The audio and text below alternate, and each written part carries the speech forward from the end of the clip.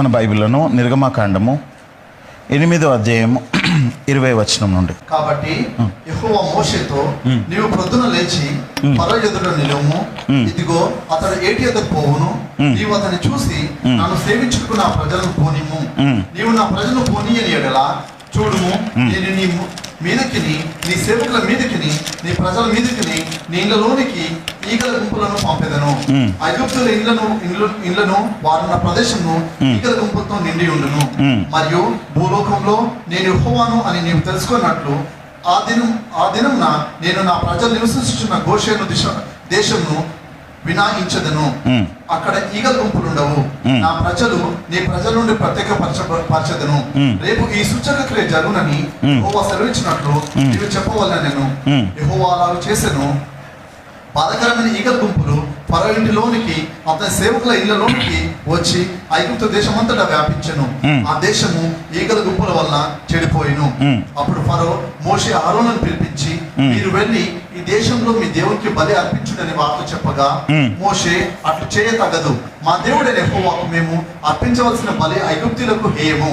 ఇదిగో మేము ఐగుప్తులకు హేయమైన బలిని వారి కనుల ఎదుట అర్పించిన ఎడల వారు మమ్ము రాళ్లతో కొట్టి చంపుదురు కదా. మేము అరణ్యంలోనికి 3 దినములు ప్రయాణం అంత దూరం పోయి మా దేవుడైన యెహోవా మాకు సెలవునిచ్చినట్లు ఆయనకు బలి నర్పించుమనెను.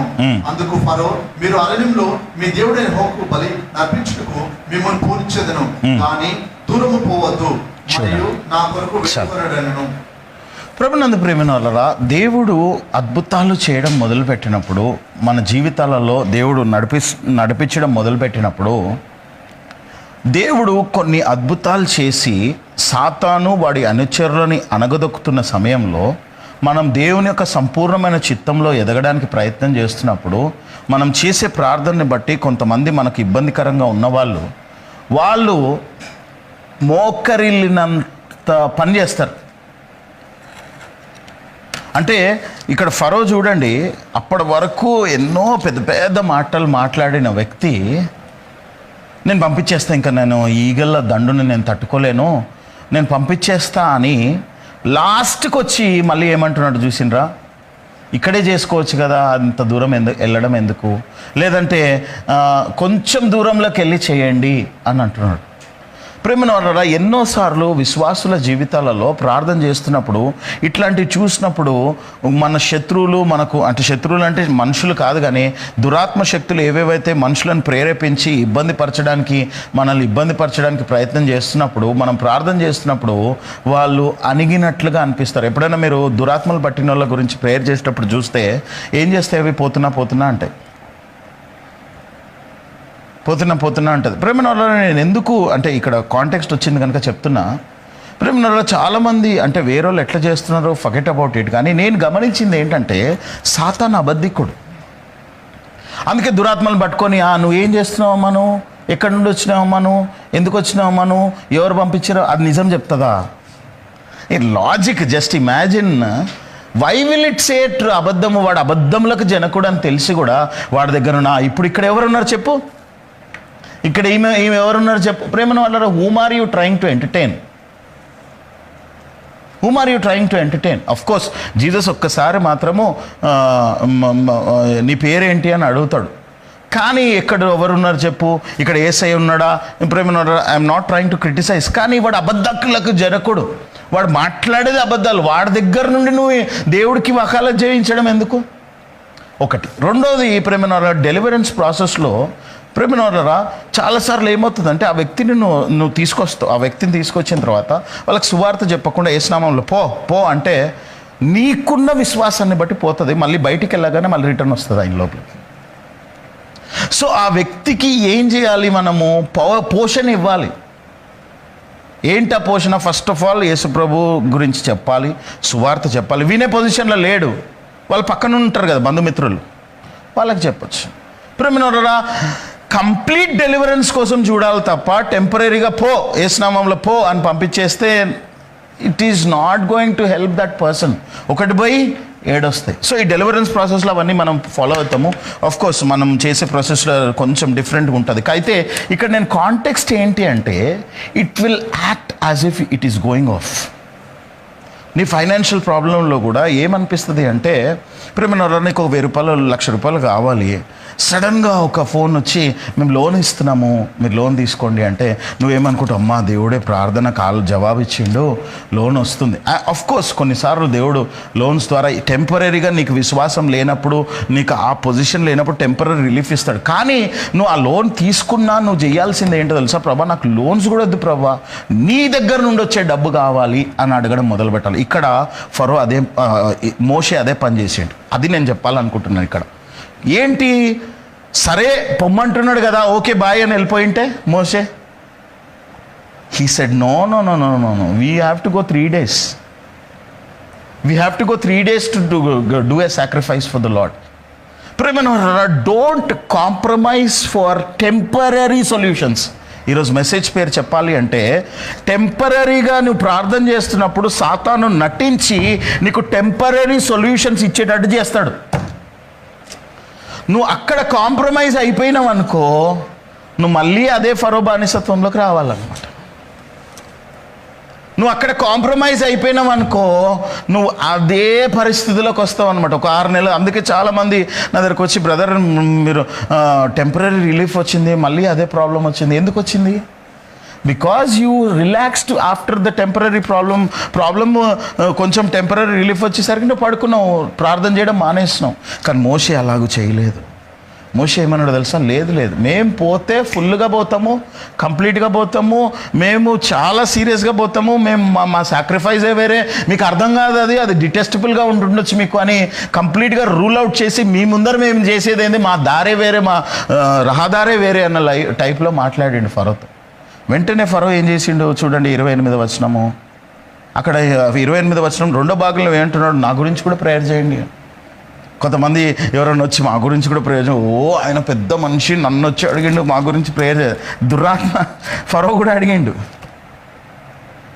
ప్రేమ వాళ్ళరా, please understand the language of the devil. ఎందుకు నేను ఇవన్నీ కూడా డెవిల్ గురించి చాలాసార్లు, నేను మొన్న రీసెంట్గా కూడా ఒక వ్యక్తి చెప్తుంటే విన్నాను, సాతాను గురించి మనకు అవసరం లేదని. ప్రేమ వాళ్ళరా, ఒక్కసారి ఆలోచించండి, బైబిల్లో ఒకవేళ సాతాను గురించి అవసరం లేకపోయింటే ప్రకటన గ్రంథంలో, వాక్యాలలో, ఎపిజల్స్లో సాతాను ఎట్లా పనిచేస్తుంది, ఎఫిషియన్స్ బుక్లో ఎంత క్లియర్గా పాల్ ఎక్స్ప్లెయిన్ చేస్తాడు, పోరాటం ఉంటుందని చెప్తున్నాడు. ప్రేమ వాళ్ళరా, వీ హ్యావ్ టు ఫైట్ అని చెప్తున్నాడు. సాతాను గురించి మనకు తెలియకపోతే, వాడు ఎట్లా పనిచేస్తాడో తెలియకపోతే వాడిని ఎట్లా ఎదిరిస్తాం? ప్రేమ ఇక్కడ చూడండి, మోసెస్ అన్నాడు నాకు టెంపరీ రిలీఫ్ వద్దు. పక్కన ఉన్న వాళ్ళు అనిండొచ్చు కదా, తీసుకున్నాడు రాదు ఫరో, అంత కొప్పుకోవడమే గ్రేట్, అంత కొప్పుకోవడమే గ్రేట్. ప్రేమ చాలామంది వాళ్ళ జీవితాలలో చేసే పని అదే, టెంపరీ రిలీఫ్స్ కోసం చూస్తూ ఉంటారు అన్నమాట. లేదు ప్రేమనారా, మన జీవితాలలో దేవుడు, అందుకే యోహాను సువార్త 10వ అధ్యాయం 10వ వచనంలో ఏమంటాడంటే, ఉట్టి జీవం ఇయ్యడంట ఆయన. ఎటువంటి జీవం ఇస్తాడంట చూడండి, 10వ అధ్యాయం 10వ వచనం. దొంగతనమును హత్యను నాశనం చేయుటకు వచ్చును గాని మరి దేనికి రాడు, జీవం కలుగుటకును. ఒట్టి జీవమా? సమృద్ధి అంట. అబ్రహాముని పిలిచినప్పుడు ఇస్క్రేను వల్లే నీ పిల్లలు ఉంటారు, ఆకాశంలో నక్షత్రంలో వల్లే నీ పిల్లలు ఉంటారు అన్నప్పుడు అది సమృద్ధియా లేకపోతే ఉట్టి జీవమా? ఒక కుమారుడా? చాలా. God always wants to give you everything which you are asking, provided you have that consistency to pray, consistency to ask, consistency to constantly not to get compromised. కానీ సాతాను ఏం చేస్తుంటాడు, కాంప్రమైజ్ అయ్యేటట్టు చేస్తుంటాడు. He will throw some stones and say no no no no no, వెళ్ళండి కానీ ఇస్తున్నా కదా, నీకు ప్రాబ్లం అయితే సాల్వ్ అవుతుంది కదా. లేదు ప్రేమను వాళ్ళరా, దేవుడి ఆశీర్వాదాలు ఎటువంటివి అంటే అవి మనము సమృద్ధిగా పొందుకోవాలి. ఎందుకు నేను ఈ సబ్జెక్టుల మీద మాట్లాడుతున్నానంటే, ప్రేమైన వాళ్ళరా, లోకానికి అర్థమయ్యేది నువ్వు మాటలు కాదు, నీ జీవితము, నీ ప్రవర్తన. నీ జీవితము, నీ ప్రవర్తన ఎప్పుడు అర్థమవుతుంది? నువ్వు దేవుని యొక్క కటాక్షము చేత నింపబడిన వాడవైతే. ప్రేమైన వాళ్ళరా, దావీదు వెనుక డెజర్ట్లోకి వచ్చిర్రు. ఎందుకు? మనుషులు భయస్థులు అప్పులున్నోళ్ళు దావీదుని వెతుక్కుంటా ఎడారికి వెళ్ళిండ్రంట. ఎందుకో తెలుసా? అతడి మీద అనాయింటింగ్ ఉంది కనుక, అతడి మీద దేవుడు కృప ఉంది కనుక. మన మీద కూడా దేవుడు కృప ఉన్నప్పుడు, మనము కూడా పోరాడడం నేర్చుకున్నప్పుడు, మనము కూడా ప్రార్థన చేయడం నేర్చుకున్నప్పుడు, మనము కూడా చిన్న చిన్న వాటికి సాటిస్ఫై అయిపోకుండా మనము కంప్లీట్ విక్టరీస్ కావాలి ప్రభా నాకు అని ఎప్పుడైతే ఎక్సెస్గా ప్రార్థన చేయడం మొదలు పెడతామో all you will get is complete victory. ఇంకొకటి చూడండి, దాని తర్వాత ఏమేం జరిగిందో మనకు అందరికీ తెలుసు. కానీ 9వ ఒకసారి 10వ అధ్యాయం 8వ వచనం చూడండి. మోషే అహరోనులు ఫరో యుద్ధకు మరలా రప్పింపబడగా అతడు, మీరు వెళ్ళి మీ దేవుడిని యెహోవాను సేవించుడి, అందుకు ఎవరెవరు వెళ్ళుదురని వారిని అడిగెను. ఇంకా ఈ కొంచెం దూరం వెళ్ళమంటే వీళ్ళు ఒప్పుకునేటట్టు లేరని ఏమంటున్నాడు? ఎవరెవరు వెళ్తారు అసలు? ఎవరెవరు వెళ్తారంట? అందుకు మోషే, మేము యెహోవాకు పండుగ ఆచరింపవలెను కనుక మా కుమారులను మా కుమార్తెలను మా మందలను మా పశువులను వెంట పెట్టుకుని పిన్న పెద్దలకు కూడా వెళ్ళదమనెను. అందుకతడు, యెహోవా మీకు తోడయుండునా? నేను మిమ్మల్ని మీ పిల్లలను పోనిచ్చేదనా? ఇదిగో మీరు దురాలోచన గలవారు, పురుషులైన మీరు మాత్రం వెళ్ళి యెహోవాను సేవించుడి. చూడండి, he doesn't want to let you go. ఎందుకు సాతాను మనల్ని వదిలిపెట్టాడో తెలుసా? ఎందుకంటే వాడికి శరీరం లేదు, నీకు శరీరం ఉంది. తెలుసా? ఈ సీక్రెట్ చాలామందికి తెలియదు. వాడికి శరీరం లేదు, నీకు శరీరం ఉంది. ఈ శరీరాన్ని ఉపయోగించి వాడికి కావాల్సినవి ఎంజాయ్ చేయాలి, తినాలా, తాగాల, చెడు పనులు చేయాలా, చెడు చూడాలా, నిన్ను పట్టుకొని నీ ద్వారా నిన్ను ఇబ్బంది పరిచి నిన్ను పీక్కదిని నువ్వు సంతోషం లేకుండా ఉంటే వాడు ఆనందించాలని. అందుకే చూడండి, ఇక్కడ ఈ ఫరో మైండ్ సెట్ కూడా అదే. ఫరోకి ఏంటి, ఇప్పుడు వీళ్ళు వెళ్ళిపోతే వీళ్ళ భాషలో ఎవరు దమ్ముతారు? పనులు వెళ్ళిపోతే ఇల్లులో ఎవరు కడతారు? వీళ్ళేమో నైపుణ్యం కలిగిన వాళ్ళు, తెలివి కలిగిన వారు, మంచి టాలెంట్స్ ఉన్నవాళ్ళు. అందుకే వీళ్ళని బానిసత్వంలోకి పెట్టి సంవత్సరాలు 400 సంవత్సరాల నుండి యోసేపు చేసింది మర్చిపోయి బానిసత్వంలో వాడుకున్న తర్వాత అది కూడా ఫ్రీగా ఉట్టి ఫుడ్ ఇవ్వాలి, వాళ్ళకేం శాలరీ వేజెస్ ఇవ్వాల్సిన అవసరం లేదు. That is why Pharaoh was saying, no, I will not let this people go. ఈరోజు నిన్ను కూడా ఫ్రీగా వాడుకునే చీకటి క్రియలు ఎన్నో ఉన్నాయి. ఈరోజు నిన్ను కూడా టైంపాస్ చేసే ఎన్నో ఉన్నాయి. ప్రేమనోడరు, అందుకే నా దగ్గరకు వచ్చినప్పుడు కూడా first I'll see whether they are trying to utilise me and go or do they really want to grow in the lord. నా మోటివ్ ఏంటంటే నా దగ్గరకు వచ్చిన వాళ్ళు నా దగ్గర ఉండాలని కాదు, వాళ్ళు ఎదిగి దేవుడిలో బ్లెస్ అయ్యి ఎక్కడికి వెళ్ళినా సాక్ష్యం చెప్తే చాలు. ప్రేమనోడరా, ఫరో చేస్తున్న పని ఏంటో తెలుసా? మీ పిల్లల్ని వదిలేసేయండి, మీ భార్యలను వదిలేసి మీరు పోయి రండి అంటున్నాడు.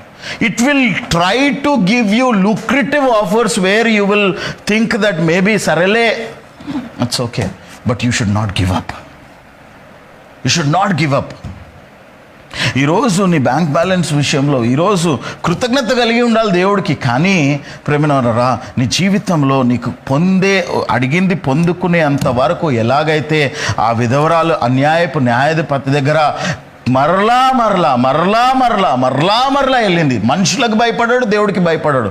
కానీ ఆమె మరలా వెళ్ళడాన్ని బట్టి కఠినాత్ముడైన ఈమెకు న్యాయం చేసి పంపించేస్తే నా టార్చర్ ఉండదు కదా. దేవుడి దగ్గరికి కూడా ప్రేమనోరరా మనం అదే కన్సిస్టెన్సీతో వెళ్ళాలి. సాతాను మన దగ్గర నాటకాలు చేయడానికి, అది చేయడానికి, ఇది చేయడానికి, ఇంకొక టైంపాస్, ఒక కొత్త లుక్రేటివ్ ఆఫర్స్తో వస్తాడనమాట. But you should not say no, I don't want that. God, I want blessing from you. God, I want blessings from you.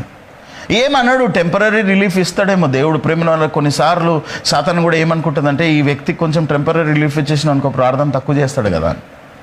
But you should not stop. అందుకే చూడండి, మన చర్చ్ విషయంలో లాక్డౌన్ ఉన్నప్పుడు ఎంతమంది వచ్చేటోళ్ళు, ఇప్పుడు కొంచెం రిలాక్స్ అయినాం కదా. కొంచెం ఆఫ్కోర్స్ మీరు బిజీ ఉండి మీరు లైవ్లో తర్వాత చూస్తున్నారా లేదా దేవుడు సాక్షి. ఎందుకంటే నాకైతే తెలియదు, I do not know how much time you're watching. But one thing I know, God is a testimony. మీకు ఆపర్చునిటీ ఇచ్చడము దేవుడి పని. మీరు ఎంతసేపు చూస్తారో, ఎప్పుడు చూస్తారో, ప్రేమనోరరా, ఇవన్నీ కూడా మీకు నేను అప్పగిస్తున్నాను. But what I'm trying to say is there is no time for relaxing in Christian life.